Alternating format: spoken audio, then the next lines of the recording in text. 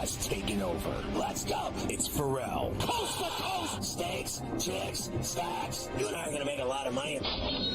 It's Ferrall. Coast to coast.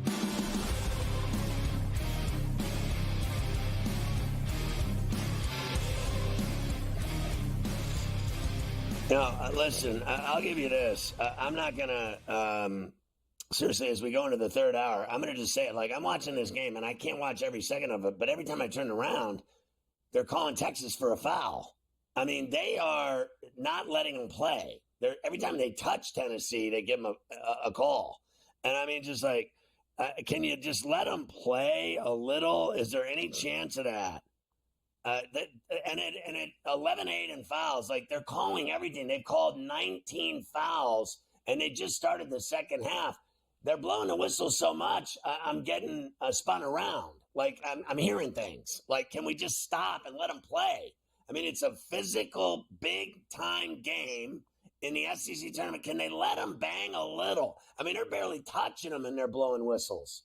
And it's driving me nuts. Like, they won't even let them guard them. They won't even let them do anything, these refs. I mean, honest to Christ, let them play a little for 10 minutes. Just let them play for 10 minutes and then ruin the game. They ruin everything. Holidays, weddings, marriages, taxes, politicians, refs ruin everything. Dinner, lunch, what don't they ruin? They do ruin everything. I'm not going to disagree with you there. I mean, they never help you. That's for sure. They do not help you. All they do is hurt you. All right. Down the stretch we come. There's some guys who got destroyed yesterday, Scotty, that have made huge runs here in the afternoon to get themselves back on the other side of the cut line. Remember I told you yesterday Justin Thomas was 6 over, and he basically hit like 5 or 6 balls in the water yesterday? Yeah. He is 8 under today, 8 under to go from +6 to -2, and he's still got like 4 or 5 holes to play. So Justin Thomas obviously was upset at his performance yesterday. I wish that this Ludwig Oberg would show the same spine here coming down the back 9 and maybe would like to play. Oh, there's he's worse Oberg than the ref. He's worse than the refs. Your boy Oberg. But let me say Oberg this. Your boy's 8 under, and he's still 2 under for the tournament. He's 9 shots back, and tomorrow the wind's going to be 35 miles an hour. He has no chance. I'm not going to lie to you. I just went, and listen, you know I'm nuts. You just and went I just all see in things. on it? I'm not going to go all in, but let's say he gets another 2 shots back in his last 4 or 5 holes. Let's say he somehow shoots 10 under today, which, I mean, that's ridiculous. I mean, if he does that, I think it'll be the course record. Maybe he gets 1 shot back at 3 under. 170 to 1 right now. You know what? It's a $10 bill. Here you go. 170 to 1. Let's see what we can get out of that. Who knows? Maybe we can get ourselves something out of it. So the thing is, I think everyone's going to pull back tomorrow. I think everyone's going back tomorrow. Then it's possible, but he might catch him. But here's the thing. If he stays around 2 or 3 under and makes the cut, he's going to be one of the first guys out in the morning before it gets real bad.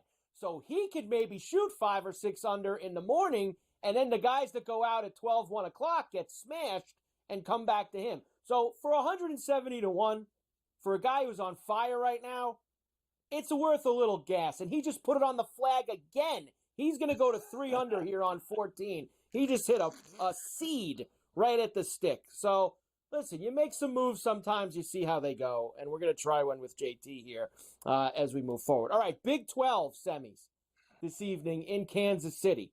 First game, I love this game. I think it's going to be a great game. BYU and Houston will set things off 6.5 for the Houston Cougars. Remember, they're both Cougars here. 133.5, 134 I'm seeing as well. And then Texas Tech, I got it now at 1.5, where I'm looking at this second.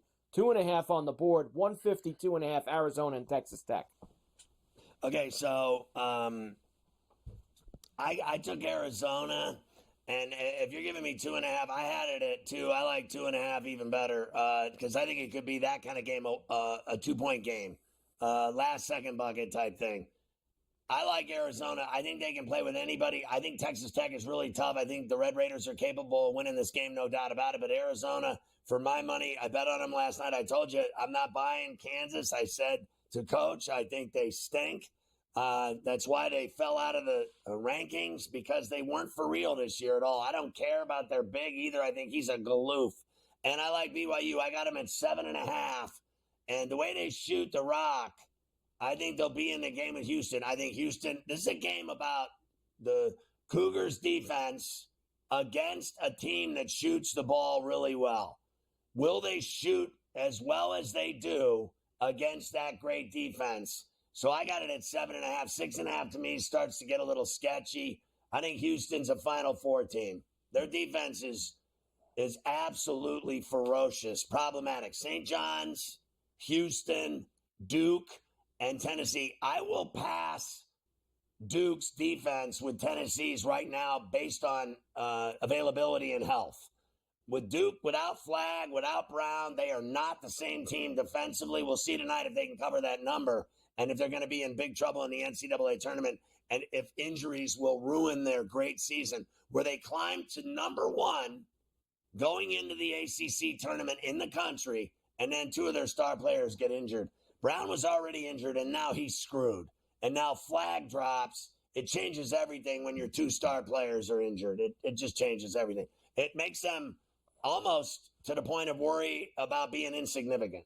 When you have that many problems with injuries going into the NCAAs next week, it might bite you in the ass. Certainly might. Quarterfinals at the Big Ten, of course, we already know Michigan State and Wisconsin, 1 in the afternoon. They will play each other tomorrow in Indy. Who will play in the second game? The winners of tonight. Illinois versus Maryland in the first game. Maryland minus 1.5. Then Purdue and Michigan in the late night game. Purdue minus 2.5 against the Wolverines. I really like Queen and Maryland. I like Purdue as well. I think they're better than Michigan, and I think the Terps are better than the Illini. I don't deny the Illini are tough. They're a tournament-ready team. They have a good coach. They are a problem. It will not be easy, but I'm still taking the Terps and the Boilers. Terps and the Boilers. Illinois is very tough, that's for sure. By the way, Tennessee up 10 now on Texas, 55-45, under 14 minutes to go there. Of course, you get all the calls. Get all the calls.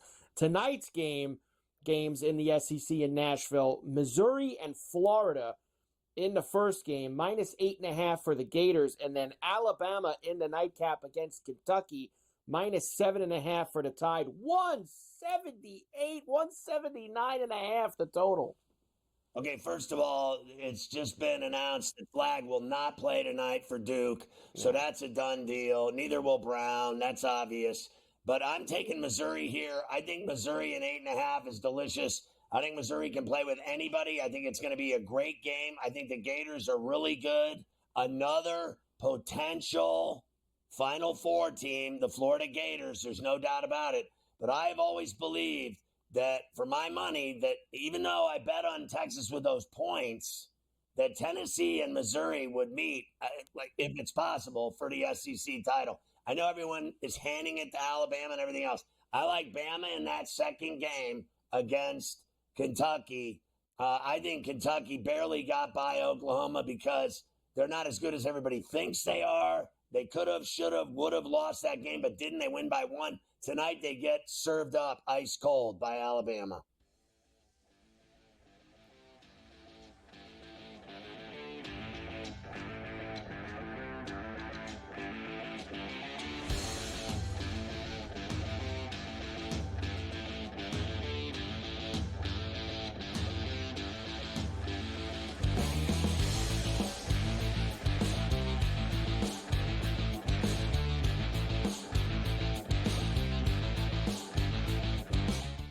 So my team didn't win this weekend, but I still did with this app that's taking over the game. Sports Millions Pick'em lets you make quick and easy predictions. Pick your favorite players, go higher or lower, and you can still win big even if your team loses. Plus, the multiplier is insane. With just a few picks, you can win big money.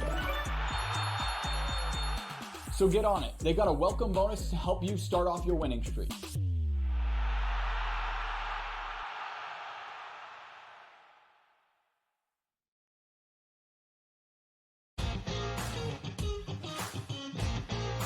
it's made every match so much more enjoyable to watch because you don't get the stinkers, right? Right. It goes back to these guys being smart. They figured out that if I've got the hammer in my back pocket and I don't relinquish it, we can just play them straight up and win. They figured that out. So it's like, all right, now credit to the people at TGL. Like, no, we need to fix this because the hammer can change the match. And since we fixed it, you're not out of it. The Smiley Show, only on SportsGrid. There is going to be an energy to game time decisions that you will feel night in and night out. We're going to go through every single thing, and I've got a great team behind me that's going to help me get the job done. I want this to be the place that people come to. We are going to hit every single one of those markets that you need to know about. There is not going to be a better place, I promise you, than game time decisions. We will have everything at our disposal, and we will use that to our advantage. I'm Kevin Walsh. Tune into Game Time Decisions from 6 to 8 p.m. Eastern on SportsGrid.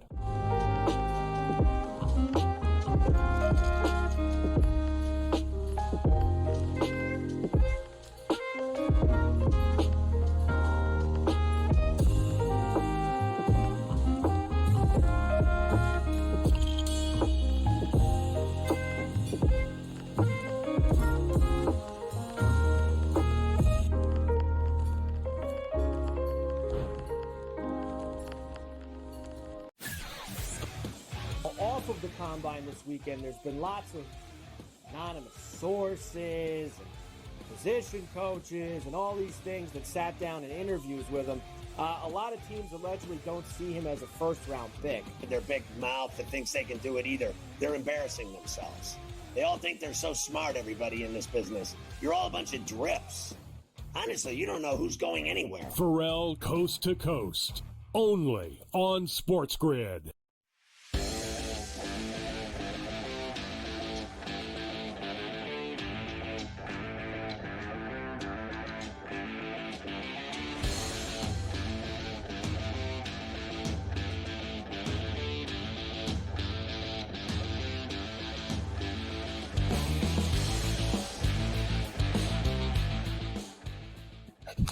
So this game in the Conference USA is crazy right now. Jacksonville State, of course, is the 2 against the 3 Middle Tennessee. It's 70-68. Jacksonville State, they hit 2 free throws. And then Middle Tennessee brought the ball up the court, and there is a review on a call. The guard dribbled the ball. The Jacksonville State guy defended him. It looks like he never touched the ball, the Jack State player, but it looks to me by the naked eye that his kneecap hit the ball, and that's what forced it out of bounds. Originally, the call was to Middle Tennessee. They gave Middle Tennessee the ball, and then when they reviewed it, I do not believe they changed the call. Middle Tennessee still has the ball, and it did go off the kid's kneecap, so they have 14 seconds left, down 2, and they are getting 2. The spread is 2. Middle Tennessee getting 2. They're the 3. Jacksonville State's the 2. And this is the end of the game right here. They got one chance to score, send it to overtime, or hit a 3 and win it. It's down to like, this is it, now or never. He's got to drive. He's got no time left. Kid's got to shoot the ball. What are you doing, bro? Oh, God. Game over. He never, and no call. Didn't get a shot off? He never got a shot off. He dribbled and ran into 2 guys. They didn't call anything, and the clock ended. It pushes at 2, and Jacksonville State wins the semifinal and will go to the Conference USA final. Nice job by the guy in the corner. Gets the ball with 2 seconds left and decides he's going to start dribbling to the 10, and he had no time left, and he ran into the 2 defenders, and the game's over. What he should have done was catch and shoot. He had the chance to win the game with a 3 from the corner pocket. Instead, he screws it up, and now his teammates aren't going to talk to him for the remainder of the trip home. That means, of course, that they will play Liberty tomorrow for that championship in Conference USA. So that'll be the final for Jacksonville State and Liberty there. All right, some more for you for tonight.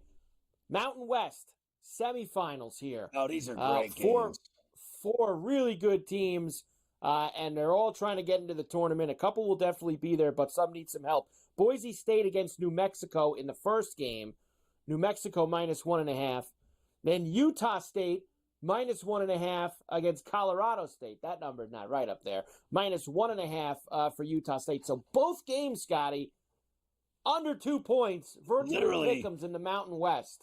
Literally, the Colorado State game's at midnight. So midnight East. Yeah. So it's on CBS it'll be Sports later Network than at that. midnight. It'll be later than that. You know, the thing is, Colorado State is so unbelievable. They never lose.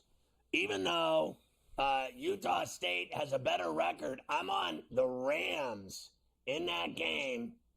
But wait a minute, that is a pick 'em. That line is so wrong right there. That line, I just said I said that. Yeah, that's not right. My fault. Yeah. So because I was looking for the game, that's why I wasn't listening. My fault. My bad.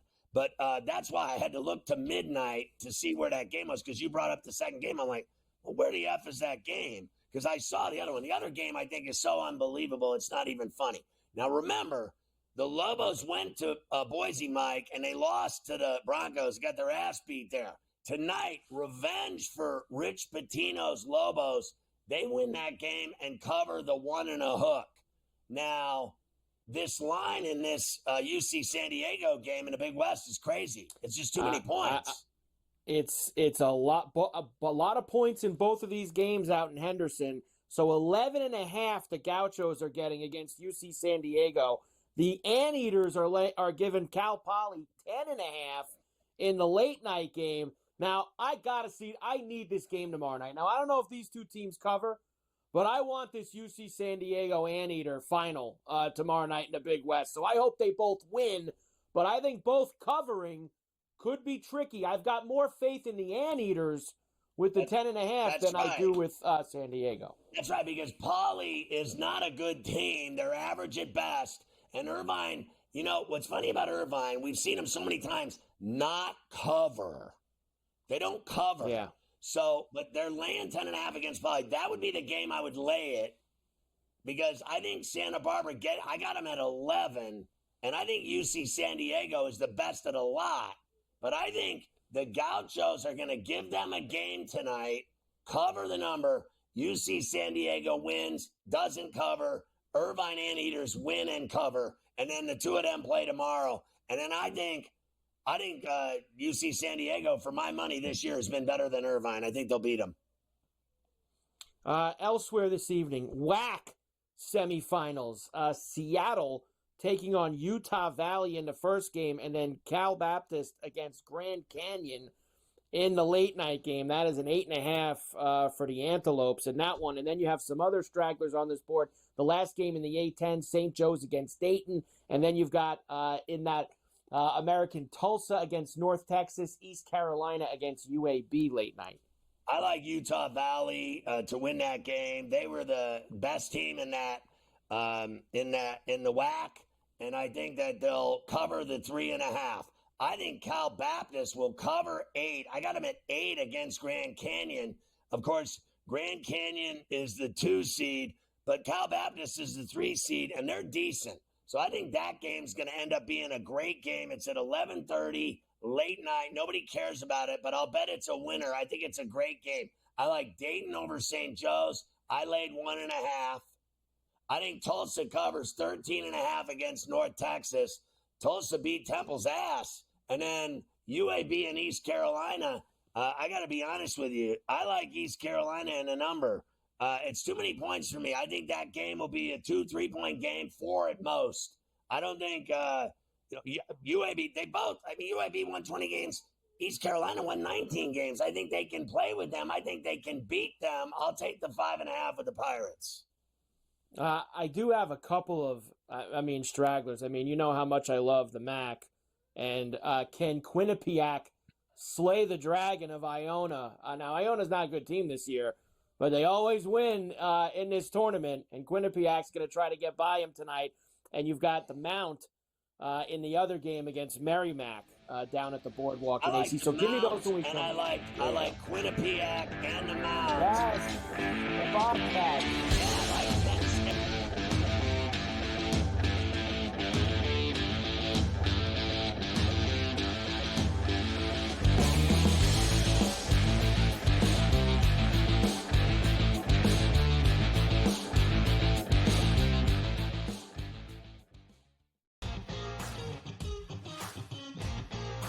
it's made every match so much more enjoyable to watch because you don't get the stinkers, right? Right. It goes back to these guys being smart. They figured out that if I've got the hammer on that pocket and I don't relinquish it, we can just play them straight up and win. They figured that out. So it's like, all right, now credit to the people at TGL. Like, no, we need to fix this because the hammer can change the match. And since we fixed it, you're not out of it. The Smiley Show, only on SportsGrid. There is going to be an energy to game time decisions that you will feel night in and night out. We're going to go through every single thing, and I've got a great team behind me that's going to help me get the job done. I want this to be the place that people come to. We are going to hit every single one of those markets that you need to know about. There is not going to be a better place, I promise you, than Game Time Decisions. We will have everything at our disposal, and we will use that to our advantage. I'm Kevin Walsh. Tune into Game Time Decisions from 6 to 8 p.m. Eastern on SportsGrid.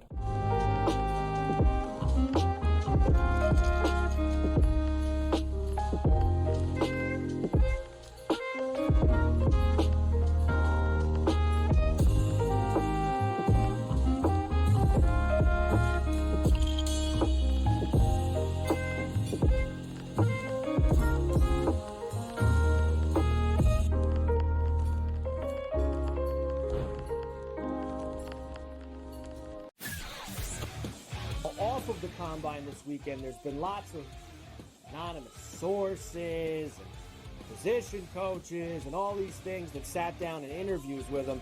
A lot of teams allegedly don't see him as a first-round pick. Their big mouth that thinks they can do it either. They're embarrassing themselves. They all think they're so smart, everybody in this business. You're all a bunch of drips. Honestly, you don't know who's going anywhere. Ferrall Coast to Coast, only on SportsGrid.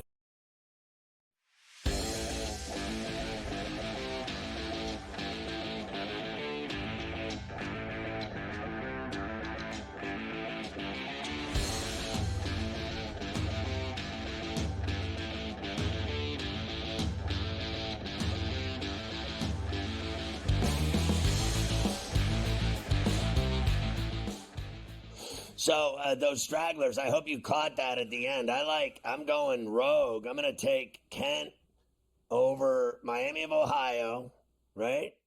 And then I told you I like the Mount. I like the Mount, and I think that was it. We gave you the other one, and I told you I'm going Quinnipiac, and that's it. I think that's less. The only other game that we didn't do, I think, is that South Carolina State game with North Carolina Central. I want no part of that. Yeah.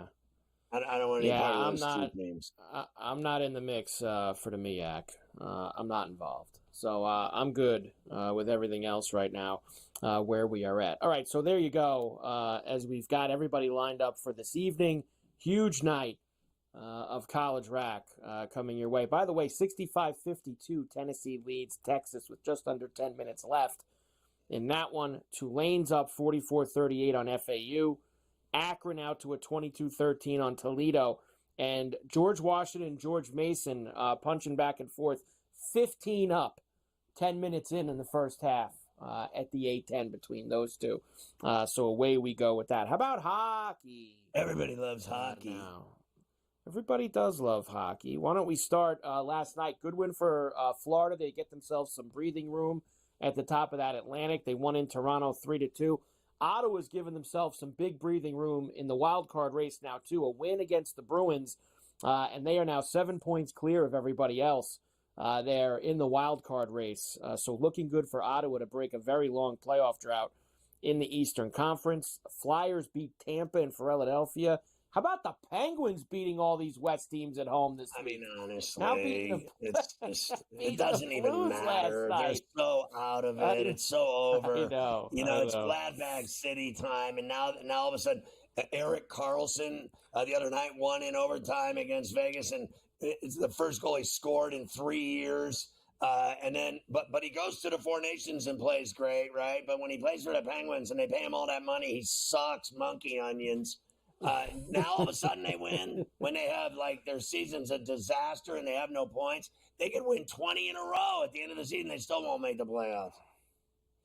Probably not. Vegas beat Columbus. The Devils beat Oilers. Rangers did get that overtime win in Minnesota against the Wild. Kings beat the Caps and the Sharks beat the Blackhawks. last night. How about tonight? It was not a good night in hockey betting for us. For me, it wasn't the best night. I hit the Rangers and the Kings. I got nothing else to say. Nothing else good came out of that. The Red Wings are in Carolina tonight against the Hurricanes. The Red Wings, let's just say they've been letting go of the rope lately in the playoff race. They have not been doing well. They've lost 7 of 10.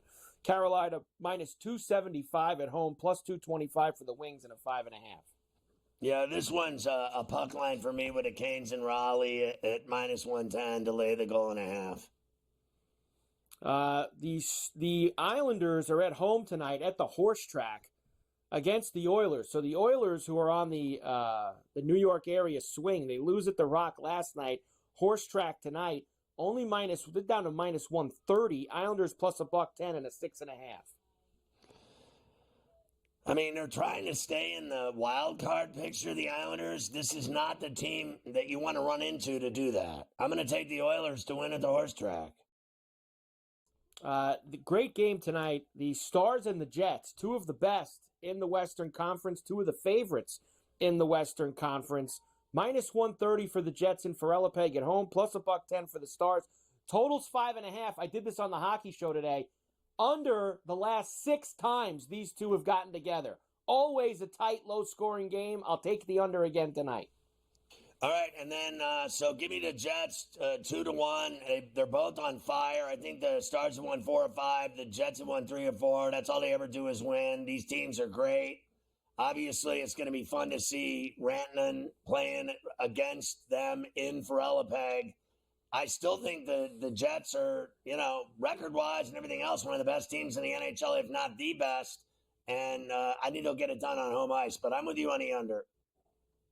Colorado is in Calgary against the Flames, and they have beaten the Flames, I think, at 6 of their last 7. Minus 2 Bills for the Avalanche, plus 170 for the Flames, and a 5.5.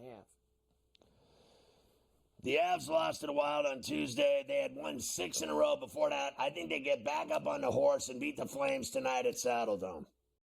I've got 2 late-night games. I'll give those to you after you talk to Joey Prawns. Go for the 2 coming up here next. Joey Prawns?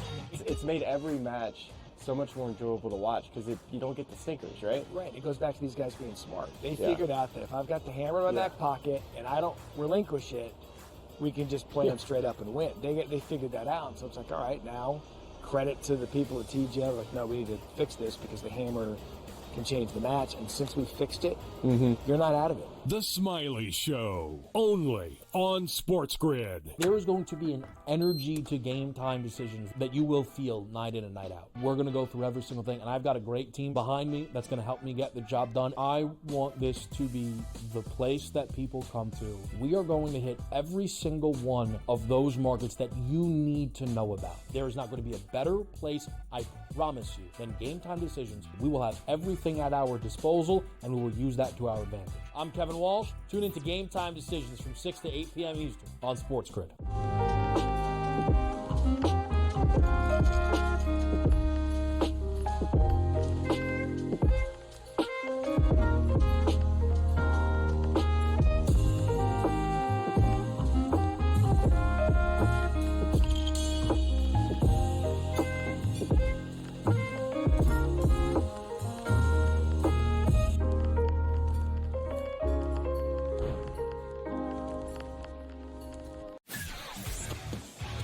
Of the combine this weekend, there's been lots of anonymous sources and position coaches and all these things that sat down in interviews with him. A lot of teams allegedly don't see him as a first-round pick. Their big mouth that thinks they can do it either. They're embarrassing themselves. They all think they're so smart, everybody in this business. You're all a bunch of drips. Honestly, you don't know who's going anywhere. Ferrall Coast to Coast, only on SportsGrid.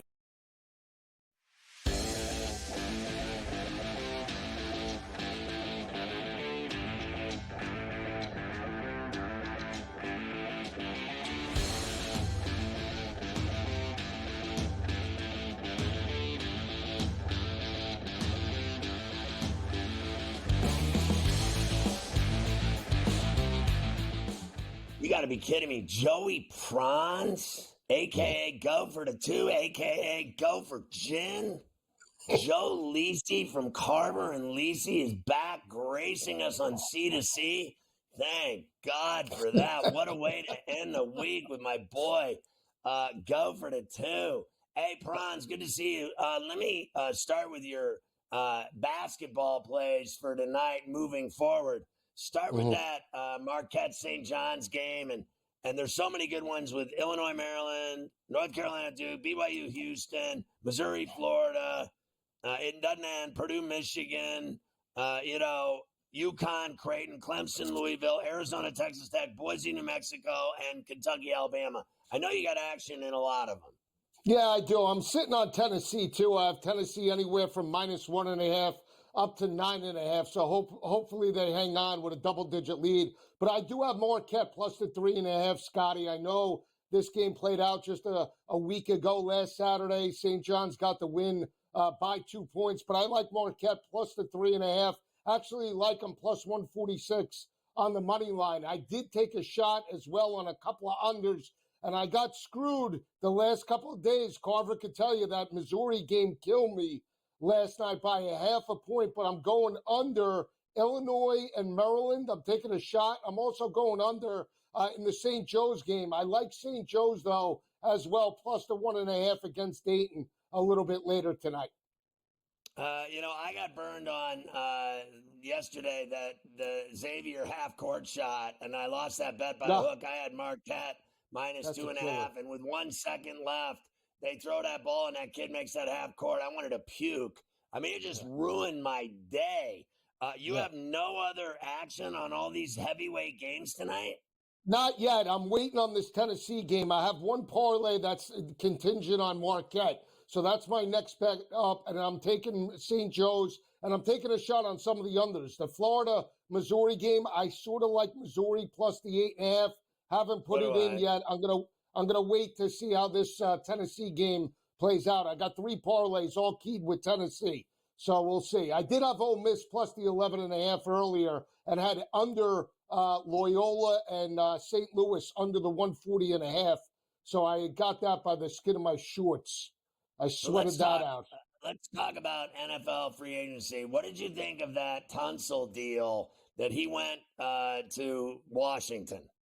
I think it's good. I mean, as long as you solidify the offensive line for Jaden Daniels, I think it's a great add and a veteran offensive lineman to protect him. And again, they had issues running the football consistently. I don't know what the mindset, though, is of Houston moving forward, right? That was a key cog for the offensive line with C.J. Stroud, DeMeco Ryans, defensive-minded coach. But the absence and firing of Bobby Slowick and now moving on from Laramie Tunsil, it's a little bit, questioning what the mindset and philosophy is for Houston, but I think it's a great ad for the Washington Commanders this offseason.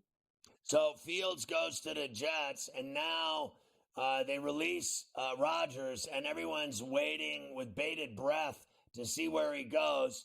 How long do you think that's going to get dragged out, and where does he go? Pittsburgh, the Giants, or the Vikings? Or does he retire?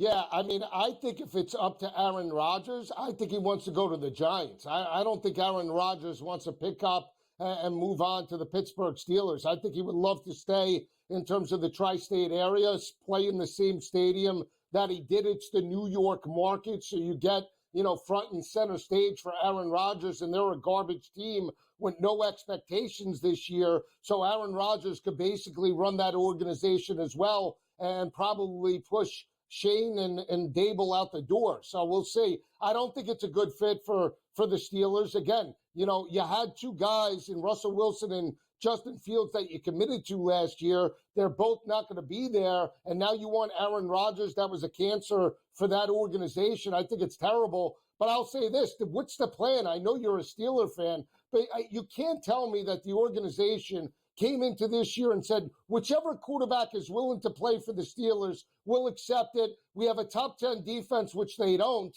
If this isn't the days of Bill Cowher, and we'll just accept whatever quarterback wants to play for the Pittsburgh Steelers and add on Mason Rudolph. I think it's terrible, the mindset entering the NFL draft. It's terrible.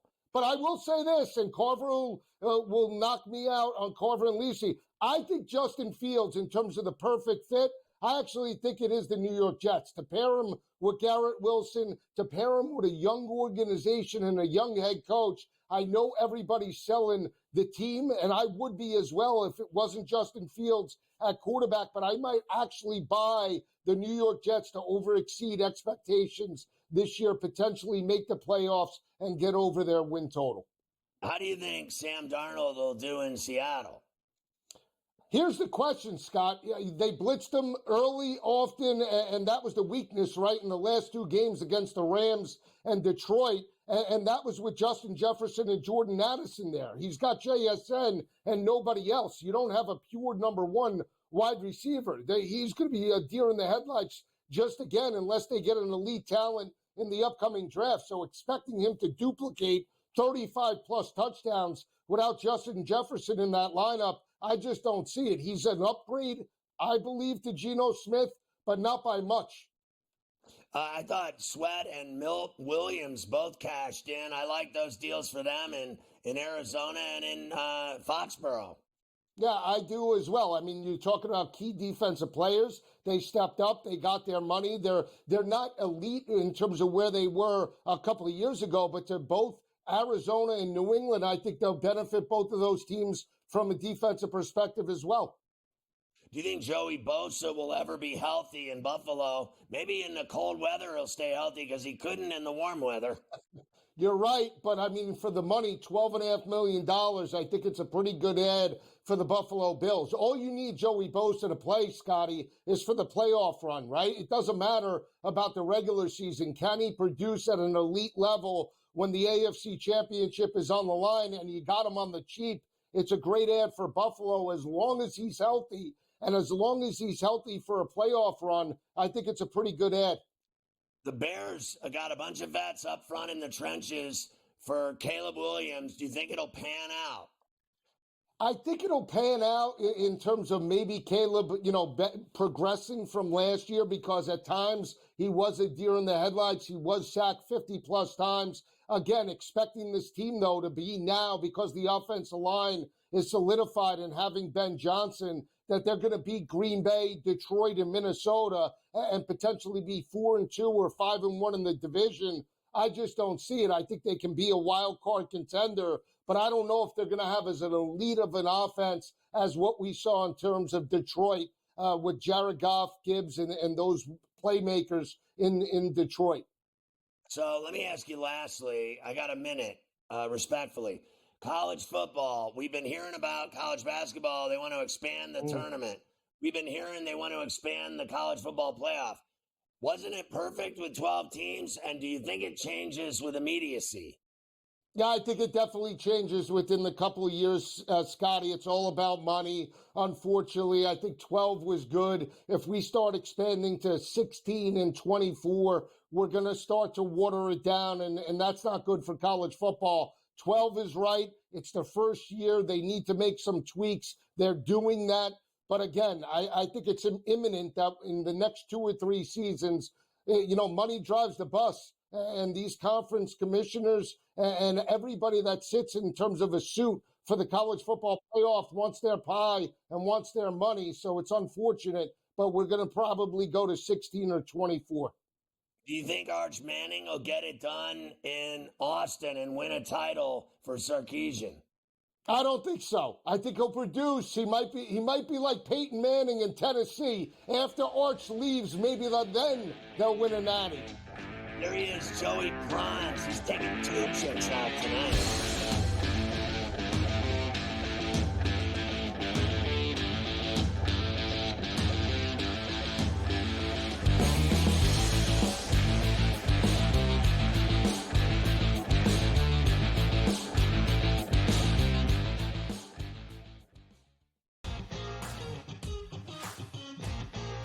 It's made every match so much more enjoyable to watch because you don't get the stinkers, right? Right. It goes back to these guys being smart. They figured out that if I've got the hammer in that pocket and I don't relinquish it, we can just play them straight up and win. They figured that out. So it's like, all right, now credit to the people at TGL. Like, no, we need to fix this because the hammer can change the match. And since we fixed it, you're not out of it. The Smiley Show, only on SportsGrid. There is going to be an energy to game time decisions that you will feel night in and night out. We're going to go through every single thing, and I've got a great team behind me that's going to help me get the job done. I want this to be the place that people come to. We are going to hit every single one of those markets that you need to know about. There is not going to be a better place, I promise you, than Game Time Decisions. We will have everything at our disposal, and we will use that to our advantage. I'm Kevin Walsh. Tune into Game Time Decisions from 6 to 8 p.m. Eastern on SportsGrid.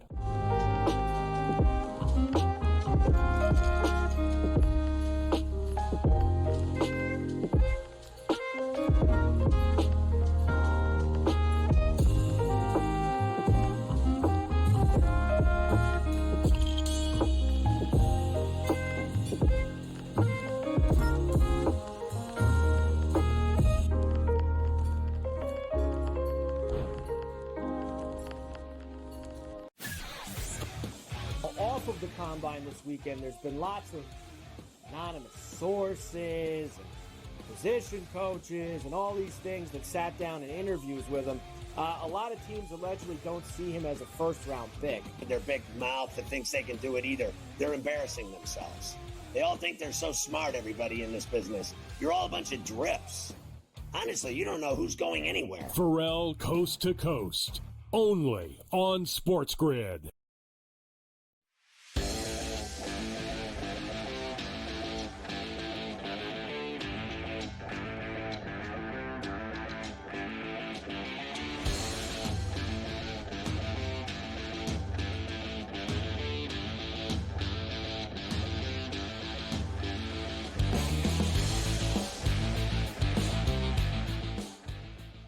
We always like to hear from my boy, Rich Sermonello.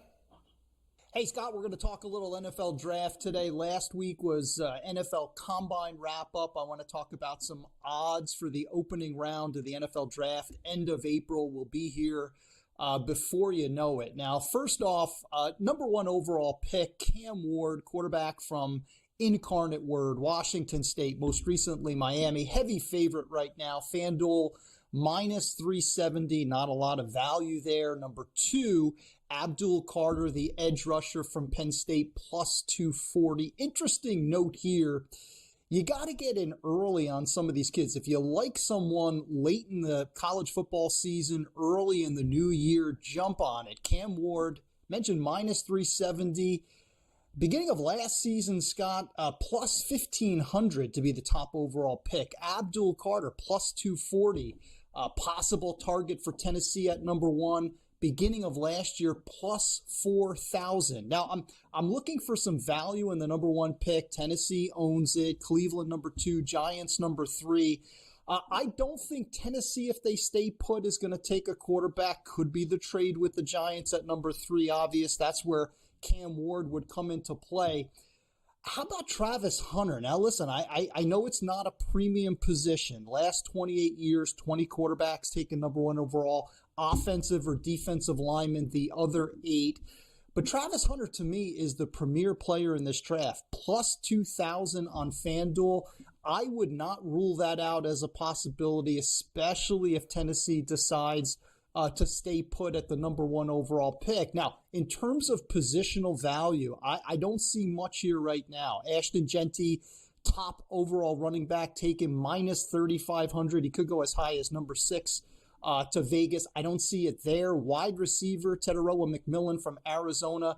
It looks like he'll be the top overall pick. Not much value. The only place that I see it positionally, Scott, is on the offensive line. Armin Membu from Missouri, great combine last week, may have surpassed Will Campbell from LSU. Will is the number one odds player here. Armin Membu might be the guy to go with. I think he could go as high as number 4 to the Patriots, just plus 105. Now, something I saw on DraftKings worth noting is who is going to be the number one? Who's going to have the number one overall pick? Tennessee and the Giants are the favorites. What about Cleveland at number 2? Plus 550. Still need a quarterback. I know they'll get a veteran this week in free agency, but I think they could be in the market for Cam Ward. So Cleveland at plus 550 could be something to look at in terms of a trade with the Titans. Titans are looking for generational talents. I don't see that in quarterback right now. Cleveland might, though. My man, Rich Sermonello. Thanks, Rich. Great stuff. Have a fantastic weekend, buddy. All right, Carver High, I know we have a couple of hockey stragglers left to hit. We do have a couple of hockey stragglers left to hit. And by the way, just to keep you updated on Justin Thomas, he's got like 4 feet for another birdie here at 16. That would get him to 4 under. And I believe if I do the math fast in my head, 10 under for the day, 4 under for the tournament. This guy shot 78 yesterday. He put like 5 balls in the water. He had an awful day. And now he's going to have 2 holes to maybe break the course record and shoot 11 under today. So Justin Thomas, we'll see if he makes that putt. Predators and the Ducks at the Duck Pond tonight in Anaheim. Nashville minus $1.55. Anaheim plus 135. 6.5 the total this evening. Predators going for their 5th straight. I'm not getting in the way of that. Give me Nashville. And finally, late night, Utah very much in the thick of it. Only 3 points back. There's like 4 teams for 1 spot in that Western Conference, and they're a better road team than a home team. They're in Seattle at the Climate Pledge, and they're road favorites. Down to minus 150 now, plus 130 for the Kraken, and a 6.5. Yeah, listen, well, first of all, going back to the Ducks, they've lost 4 of 5, so I'm worried about them. They're falling apart. When they had a shot, they were in that picture for the wild card, so they're not playing well, and meanwhile, Nashville is. So in this other one, you're just telling me Utah's much better on the road. Then give me the Utah Hockey Club in Climate Pledge in Seattle. Yeah, but they're one of those weird teams that have a better road record than a home record this year, which is not easy to do in the NHL Vancouver. with all the games you play. Vancouver as well. All right, so there you go. Hockey. Everybody loves hockey. For you. And I usually give you one game to look out for on the weekend. You do get the Rantanen return to Colorado Sunday afternoon. Whoa. Stars and Avalanche, 3:30. That game's actually on TNT. In case maybe some of the college basketball is a blowout, you can go check out the Stars and the Avalanche there on Sunday afternoon. All right. Baseball, we are getting closer here. As I told you yesterday, the Dodgers and the Cubs are going to start things off on Tuesday morning. They're going to play Tuesday and Wednesday morning in Tokyo. That's a 6:10 a.m. East first pitch on Tuesday morning. So if you don't have a hangover from St. Patrick's Day, you can get up early and watch the Cubs and the Dodgers on the East Coast. Good luck with that. Good luck with the audience to watch baseball at 6 in the morning. I don't care what day it is. Rafael Devers, remember at the start of camp when he said, I'm a third baseman, I'm not doing anything else. Well, apparently somebody either talked to him or he decided to change his tune. He's now told the Red Sox, I'll do whatever you want me to do. As long as I help the team win. How gracious of him to do that. So congratulations to Rafael. It sounds like Bregman's the third baseman. That's what it sounds like to me, too. Mets second baseman Jeff McNeil will miss opening day with an oblique strain. And it's too bad because he's going to miss. Did you hear this one today? The Mets are going to start Clay Holmes on opening day. He's their opening day starter. Clay Holmes. The Mets opening day starter. He might pitch better than Rodon does for the Yankees on opening day. Rodon's going to be the Yankee opening day starter. I can't leave this with 10 seconds. Why would you not start Max Fried? Yeah, I don't know. I guess too much pressure for him. Birdie for Thomas on 16. He nails it. 10 under on the day. 4 under for the tournament. And he's got 2 holes left. 171.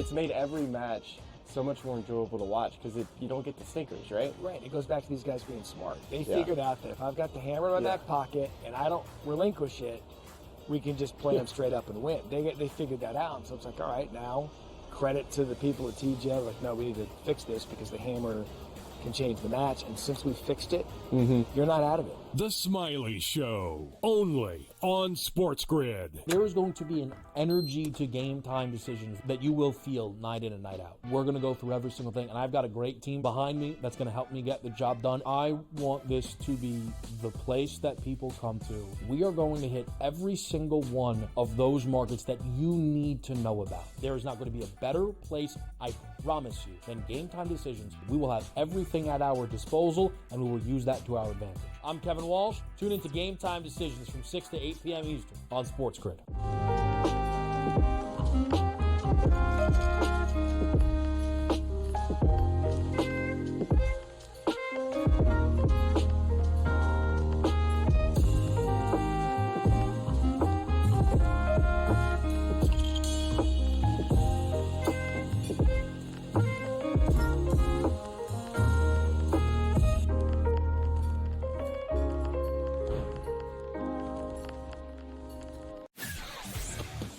Off of the combine this weekend, there's been lots of anonymous sources and position coaches and all these things that sat down in interviews with him. A lot of teams allegedly don't see him as a first-round pick. Their big mouth that thinks they can do it either. They're embarrassing themselves. They all think they're so smart, everybody in this business. You're all a bunch of drips. Honestly, you don't know who's going anywhere. Ferrall Coast to Coast, only on SportsGrid.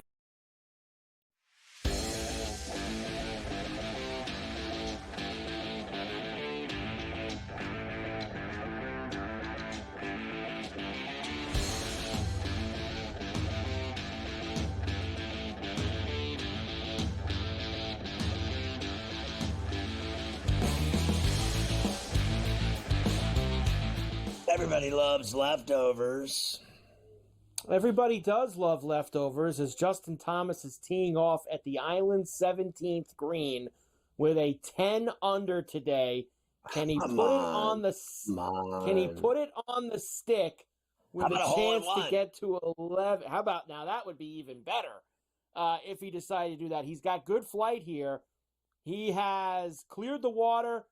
He's even with the flag. He got about 12, 30, it's rolling away a little bit. He got a long one, but he's got birdie look on the 17th. But it's going to be a bomb. He should at least par this hole and stay at 10 under for the day, and he'll have a shot on 18. 170 to 1. And tell him, so now it dropped, you said, to 60 to 1? Down to 60. We got him on 170 about 45 minutes ago. Now 60 to 1. Very healthy. And remember, gets out early and shoots a low number before the heavy winds come. Guys will come back to him tomorrow afternoon. Giancarlo Stanton, we know about his mangled elbows that he has that are finished. Well, he also has a chronic calf issue to go along with it. Dude, just retire. Just shut it down then. I mean, honestly, what are we doing here? The Braves expect to get Ronald Acuna Jr. back in May from a torn ACL. A's ticket sales are 12 times greater than a year ago at this time. That's because the people in Sacramento want to see baseball. They're all going to go out to that little minor league park and watch the 10,000 seats and watch the A's play. Mets ticket sales have tripled from a year ago. God, I hope so. They didn't the owner cry about nobody goes to the games? Correct. That is precisely what he did. Maybe they'll all be there for Clay Holmes on opening day. I hope so. All right, here we go. You sent this over. MLB players, who's the player that guys want to play with the most on the same team? They want to be this guy's teammate. The cool kids table, Mookie Betts is the player that most MLB players would like to be a teammate of, followed by Ohtani, and then Trout and Judge. No Paul Skeens up there. No Paul Skeens. I'd want to be his teammate so I could look at his girlfriend. That would be a good reason to be his teammate. No question there. All right. I love this one. I had to do this one. Mike Trout's on the list. What? You want to be his teammate so you cannot play? You want to hang out at his mansion on a beach over there in Southern California. Tiger Woods, of course, we won't see him playing any golf anytime soon, but he's found another love of his life, another relationship for Tiger. Donald Jr.'s ex-wife. Vanessa Trump, the ex-wife of Donald Trump Jr. And, of course, their kid is also, she's a big-time golfer, too. Trump's granddaughter, Kai Trump, she's a great player, 16, 17 years old, really good golfer. And then she's a really good golfer, and then so's Charlie. So maybe that's how this whole thing started. That they started dropping them off at they go to the same school.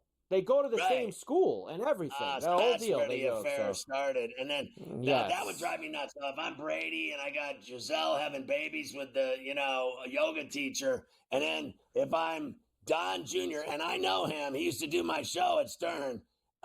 Before he went to the White House, and then now he doesn't know me. That's how phony he is. But it's got to drive him nuts that his ex-wife is tapping Tiger Woods. I mean, that has just got to drive. I don't care who you are. That would drive me nuts. I'd be eating worms out of tequila bottles. I really would. What else, Carver High? How about give me that Le'Veon story? You can't top this. How's he going to pay this bill? Le'Veon Bell's having a bad day. A jury orders him to pay $25 million in damages in a sexual abuse case. He, of course, denied any wrongdoing, but the jury found differently. $25 million. He don't have $25. He should. He got a lot of money. Remember that contract he signed with the Jets? Your boy ain't got no money left. He's screwed. He is so screwed. All right, Ferrall, finish. New York making a Jersey cop. New Jersey cop stole a huge stash of drugs from the evidence room and made $600,000 in questionable bank deposits. Questionable? Where did he come up with $600,000? He must have been selling the drugs. Florida principal charged after a booze-filled party with 100 teenagers thrown at her home. Now, there's a good idea. Let me have a party for all the teenagers. Teacher at the school. 12-year-old shot multiple times by a driver after throwing snowballs at a car in Connecticut. I used to throw snowballs with rocks in them at cars and then run for my life. GTD is next with Joe Ranieri.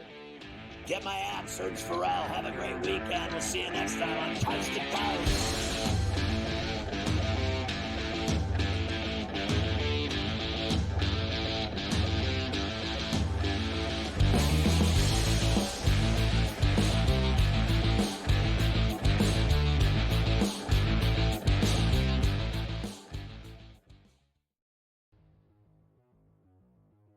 Play a little game of true or false, fantasy or reality is what we used to call it.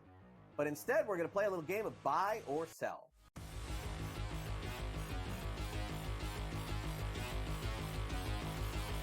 Rafael Devers had a press conference and basically said, I ain't moving off third base. I'm a third baseman. I won't play DH. I won't play anywhere else. Alex Bregman was just signed, so how's this going to work out? Buy or sell, George? Devers will start more games at third than Bregman this season. Is that a buy or sell? Yeah, Devers is a horrific third baseman. All right, he's bad. I think he ranks dead last in the league here. I think Cora is going to talk to Devers. Apparently, they are close. Listen, you got to move, buddy. I'm sorry. You got to move. We're a better team with Bregman at third. I think he's dug in here, man. I don't know. I know that there was a report a few days ago that they were talking about it and sort of working things out, but I think in the end, cooler heads will prevail, but I don't know when that's going to be. I'm going to buy this. I'm going to say that Devers starts like 90 games at third base this season. And I think that'll probably be the compromise here. I think that Bregman will start some, Devers will start some. Bregman's still a Gold Glove third baseman at this stage of his career. It doesn't really add up. The other thing that happened is over the course of Big Papi's career, he moved off first base, he went to DH, and Big Papi was Devers, right? I mean, pretty similar in stature there. But Devers just seems to be really dug in on this. I think if it was going to happen, George, we would know by now. And it hasn't. We just heard that it may. So I am going to buy. I don't think Devers plays 150 at third base or even 140 or anything like that. But I do think he plays more than Bregman at third. I think that they have a compromise when they play both. Fantasy Sports Today, only on SportsGrid.